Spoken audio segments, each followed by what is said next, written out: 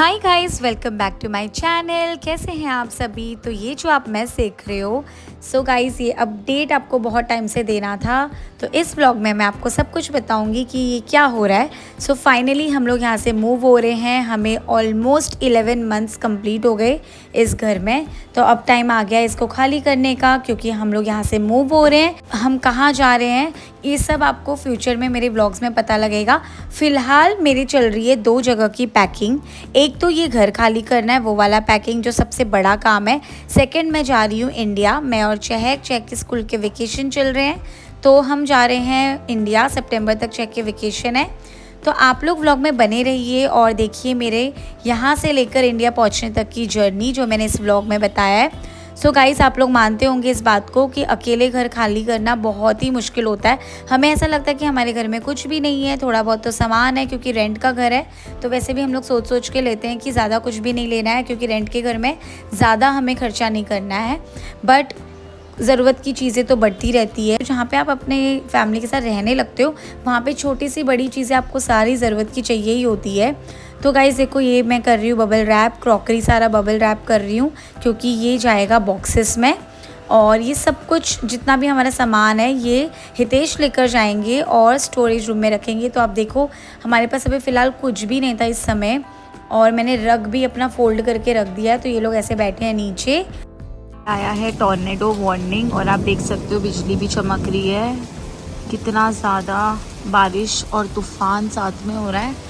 और यहाँ पे आज वार्निंग है, वरना यहाँ पे 10:30-11 बजे तक अंधेरा नहीं हो रहा था। बट आज यहाँ 8:30 से ही अंधेरा हो गया है। ये देखो, आप देख रहे हो ना कितनी बिजली चमक रही है। डर भी लग रहा है मुझे इसे देखकर। थंडरिंग की आवाज़ आ रही है या नहीं आई डोंट नो, बट बिजली चमक रही है स्काई में, आप देख सकते हो। बहुत तेज़ हवा चल रही है, बारिश हो रहा है। टॉर्नेडो वार्निंग आया है एडमिंटन में। यहाँ पे ना ऐसे ही होता है, 2-3 दिन अगर बहुत ज़्यादा गर्मी होगी ना, तो तीसरे दिन आंधी तूफान बारिश होने लग जाती है। तो मौसम ना स्टेबल हो जाता है। कंटिन्यूटी में गर्मी भी नहीं होती है और कंटिन्यूसली बारिश भी नहीं होती है। 3 दिन इतनी ज़्यादा गर्मी थी, और आज चौथे दिन मौसम एकदम ठंडा हो गया है।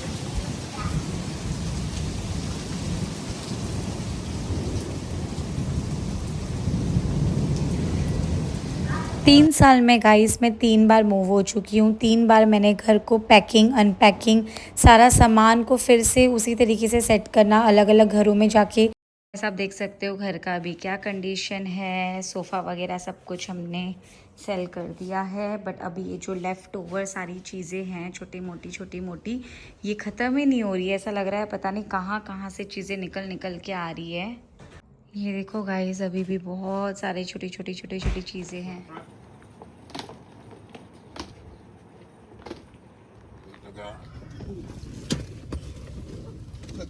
बहुत मुश्किल होता है किसी भी जगह को छोड़ के जाना, क्योंकि बहुत सारी आपकी मेमोरीज़ और बहुत सारे अच्छे अच्छे मोमेंट्स होते हैं जो आपने स्पेंड किए होते हैं। फैमिली बन जाती है, फ्रेंड्स बन जाते हैं, आपके बहुत अच्छे कांटेक्ट हो जाते हैं जहाँ पे आप रहते हो।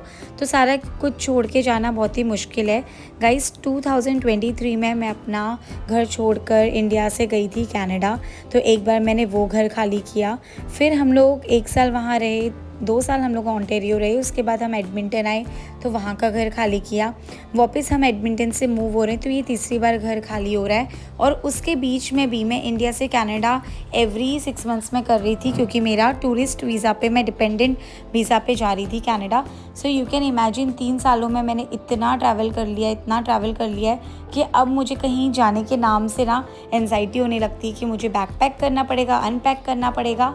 सो ये ट्रैवलिंग से तो मैं बहुत थक चुकी हूँ। जब तक मेरी शादी नहीं हुई थी ना हम लोग सिर्फ साल में 1 बार बैग निकालते थे, वो भी गांव जाने के लिए समर वेकेशन में, जो मई की छुट्टी पड़ती है, जून की छुट्टी पड़ती है, वो वाले महीने में।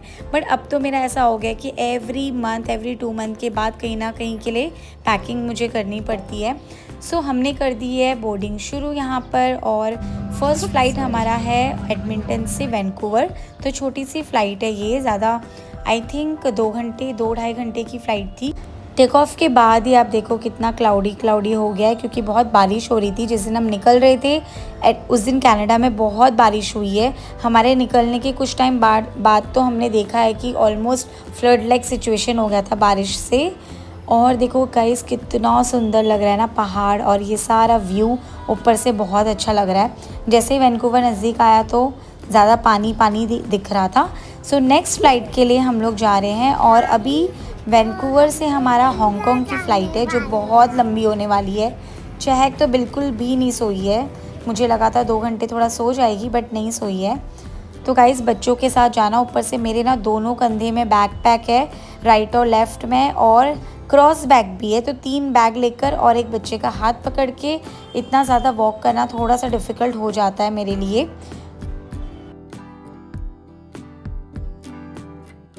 और बच्चे को तो हम वैसे ही कोई वज़न नहीं दे सकते हैं, बच्चे पे डिपेंड नहीं रह सकते, तो थोड़ा सा मुश्किल हो गया था।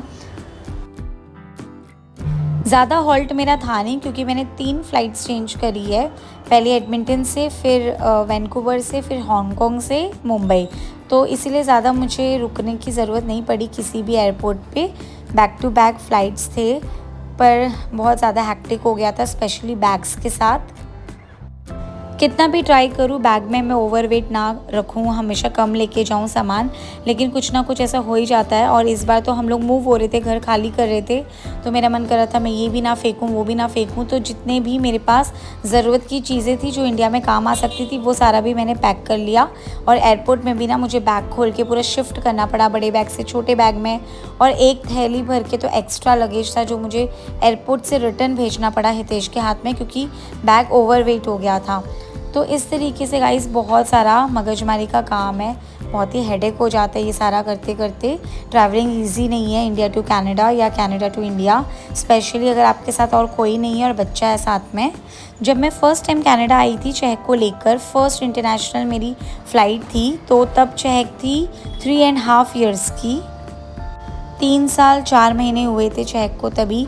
तो चहक इतनी छोटी थी कि जब मैं एयरपोर्ट में भाग भाग के फ़्लाइट पकड़ने के लिए भाग रही थी, क्योंकि इंडिया से थोड़ा हमें लेट हो गया था फैमिली सबसे मिलते मिलते, तो इतनी छोटी थी कि मैं जहाँ रुकती थी चहक वहाँ बैठ के सो जाती थी रास्ते में, लिटरली फ्लोर पे, इतनी छोटी सी थी वो। बट अब तो चलो थोड़ी बड़ी हो गई है, तो अब वो मेरे बराबर वॉक कर लेती है, मेरे स्पीड के हिसाब से वो भी भागती है मेरे साथ साथ में। बहुत सारे प्लान्स है गाइस, इंडिया जाके ये करूँगी वो करूँगी, अब पता नहीं इंडिया जाके क्या होगा, कितना टाइम मुझे मिलेगा। और क्या होता है जैसे जैसे हम आगे बढ़ने लगते हैं वैसे वैसे हमारे जो पुराने फ्रेंड्स हैं वो भी हमारे एज के हैं, तो वो भी सेटल्ड हो चुके हैं, शादी हो चुकी है उनकी भी, तो पहले जैसा फ्री तो कोई नहीं है। बट हाँ ये है कि अगर आप इतने टाइम के बाद जाते हो तो आपको बहुत सारे फैमिली फ्रेंड्स नेबर्स सब आते हैं मिलने के लिए, तो टाइम कहाँ चला जाता है पता ही नहीं चलता इंडिया में। इस बार जब मैं इंडिया आ रही हूँ तो ये पूरा फेस्टिवल वाला टाइम है, क्योंकि जुलाई से फेस्टिवल स्टार्ट हो जाते हैं, सावन का महीना है, फिर उसके बाद रक्षाबंधन, देन जन्माष्टमी, नवरात्रि, ये सारा कुछ, तो बहुत मज़ा आने वाला है। आगे आप लोग मेरे व्लॉग्स को ज़रूर देखते रहना, इंडिया में हम क्या कर रहे हैं, कहाँ जा रहे हैं, सारा अपडेट मैं आपको व्लॉग्स में दूंगी। और अगर अब तक आपने मेरे चैनल को सब्सक्राइब नहीं करा है तो गाइस प्लीज़ चैनल को सब्सक्राइब करना और बेल आइकन को ऑल पे सेट कर देना। एंड आजकल जब आप वीडियो को लाइक करते हो तो वहाँ पे हाइप का ऑप्शन आता है, हाइप ऑप्शन पे क्लिक करने से हमें कुछ पॉइंट्स मिलते हैं, तो मैं आप लोगों के प्यारे प्यारे कमेंट्स का वेट करूँगी। सो अभी हम लोग पहुंचने वाले हैं हांगकांग, और हांगकांग जाने के लिए बहुत ज़्यादा आई थिंक 12 to 13 आवर्स हमें लग गए थे, 12-13 घंटे में ऐसे बेहोश होके जो नींद आ रही थी मुझे। बच्चे साथ में होता है तो हम नहीं सो पाते सब कुछ छोड़ छाड़ के, क्योंकि बच्चे को कुछ ना कुछ चाहिए रहता है, बार बार वॉशरूम जाना ये वो, तो फिर कंटिन्यूसली सोने ही नहीं मिलता है।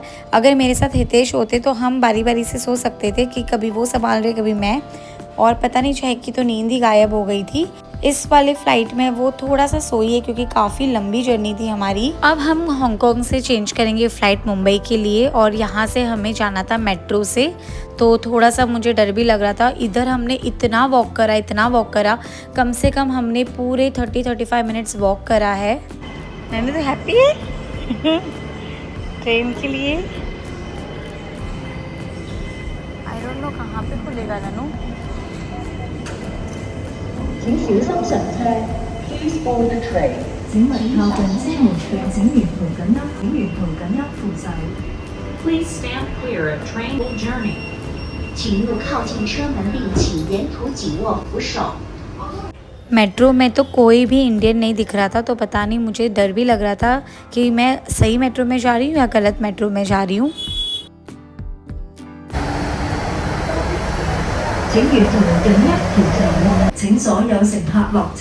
Please exit from the train。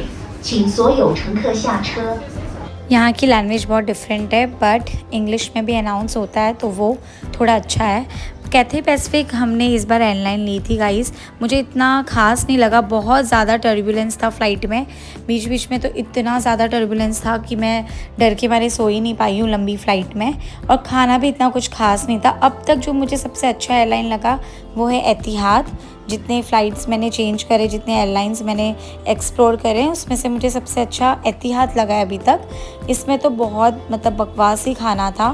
finally मैं पहुंच गई हूँ मुंबई एंड बैगेज काउंटर से बैग ले लिया। गाइस इधर आने के बाद एक फॉर्म भी भरना था मुझे, क्योंकि कोई डिजीज़ है कुछ है तो उसके लिए।